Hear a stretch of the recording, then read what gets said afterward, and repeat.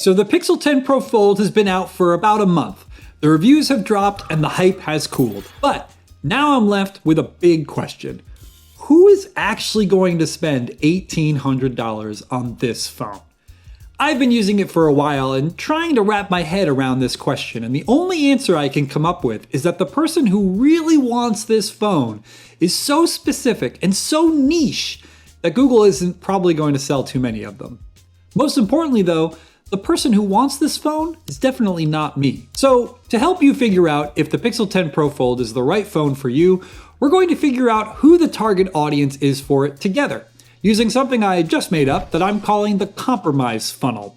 Basically, we're going to start with all the people looking to buy a smartphone in the next few months and filter down until we find the ideal Pixel 10 Pro Fold buyer. At the first level of the funnel, we'll start by asking the most basic question: iOS or Android? If you want iOS, you're already out. If you want Android, let's move on to the second level, which will be folding phone or no folding phone. Obviously, if you don't want a foldable, then this phone isn't for you and you're out of the funnel. So we all understand how the compromise funnel works now, so let's get into the real compromises specific to the Pixel 10 Pro Fold, starting with design. The question here is, do you care much if your foldable is thin and light? This is an interesting one because just last year with the Pixel 9 Pro Fold, Google was able to claim it as the thinnest book-style foldable in the United States. What a difference a year makes though, as now the Galaxy Z Fold 7 is easily the thinnest in the US market and significantly thinner than the 10 Pro Fold. In fact, that phone is one of the thinnest in the world. The Galaxy Z Fold 7 is also significantly lighter than the Pixel 10 Pro Fold, and trust me, you feel it. Every time you pick it up, you notice that extra heft. It's very dense, and while some people might equate that with premium, it definitely makes one-handed use more fatiguing over time. After using the Galaxy for a while and then using the Pixel 10 Pro Fold, it's like a night and day difference between them. The Pixel feels like a brick. However, the trade-off here is durability. Google's new gearless hinge helps make this the first foldable ever with an IP68 dust and water resistance rating. That's a significant achievement and offers peace of mind that other foldables simply can't match. If maximum protection against the elements is more important to you than having the absolute thinnest and lightest device, you might stay in the funnel here. So we just removed another chunk of potential buyers who want a foldable phone that's as close in size and weight to a traditional slab-style phone as possible. If you're still here, then the next stop in the funnel is performance. This one isn't even a contest. If you need the most powerful phone you can get in the foldable form factor, the Pixel 10 Pro Fold with its Tensor G5 chip can barely compete against rivals using the Snapdragon 8 Elite. Honestly, foldable phones with Snapdragon processors from 1 or even 2 years ago might give you better peak performance under sustained load, as Tensor chips prioritize AI tasks over raw graphical power and can throttle performance sooner during intense gaming sessions. Now, I'm not saying that Tensor G5 is a bad chip. In fact, it's great for day-to-day tasks and Google's AI magic, and I talk a lot about why Tensor is interesting in this video up here. But there's no arguing that if top performance is what you crave, especially for demanding games or heavy multitasking, then you likely want a phone with a Snapdragon 8 series chip and not the Pixel 10 Pro Fold. But if you're okay with performance that's just good enough for what you need it to do and not more, then congrats, you've made it to the next stage of the funnel, which is cameras. This is a level where I feel like we're going to lose a lot of people. As with Tensor G5, there's nothing inherently wrong with the cameras on the Pixel 10 Pro Fold. It's just that they're essentially unchanged from last year's model and don't live up to the Pro name or the $1,800 price tag. To make matters worse, when you compare them to pretty much any other foldable from 2025 or even 2024, you're going to either see very similar or even better quality. I know I keep bringing up the Galaxy Z Fold 7, but that phone has a 200 megapixel main camera, which is very close to the one you'll find on the Galaxy S25 Ultra. Given that this is the camera you're likely to be using most of the time, you're going to see significantly better photos and videos from the Galaxy than you will from the Pixel 10 Pro Fold, which is still stuck with the same 48 megapixel sensor from the Pixel 9 Pro Fold. For context, that's also the same main camera we see on the vanilla Pixel 10 and the Pixel 9a, if you can believe it.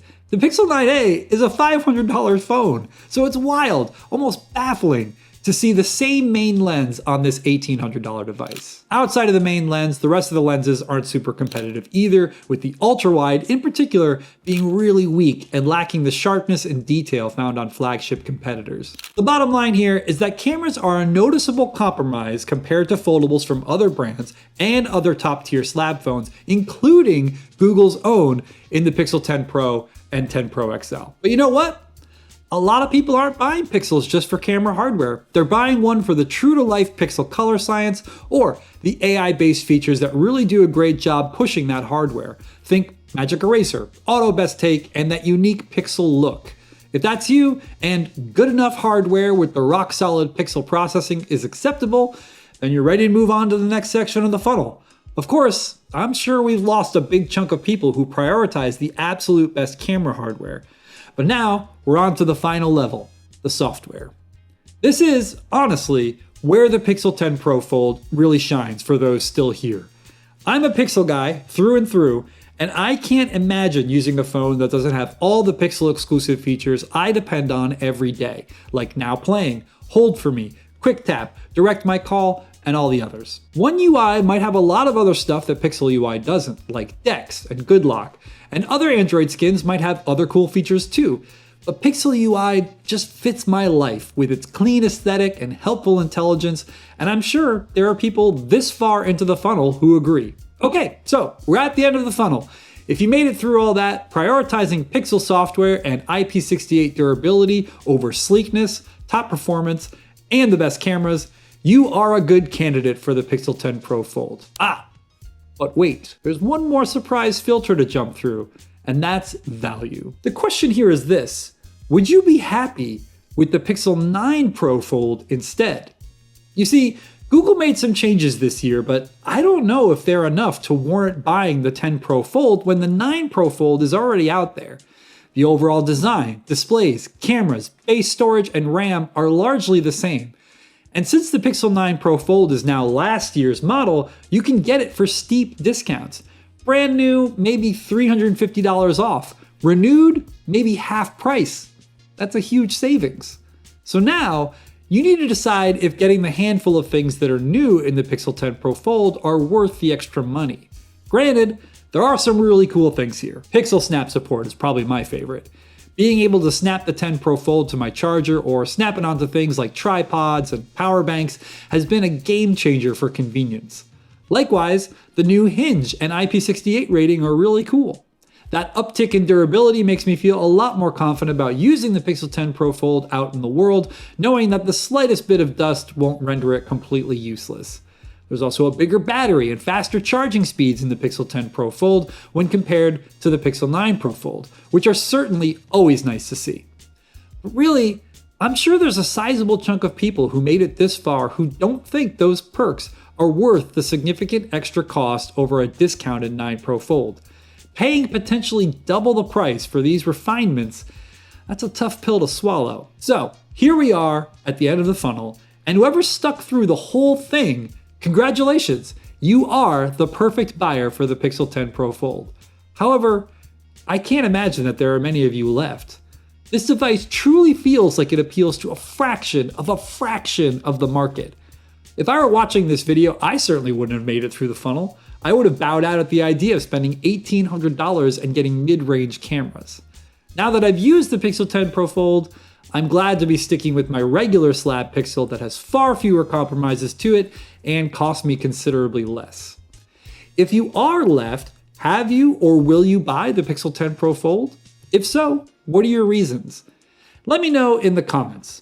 In the meantime, if you want to hear me talk more about foldables, why not check out this video here where I talk at length about the Galaxy Z Fold 7 and why even though it's the best foldable in the US, it still didn't win me over.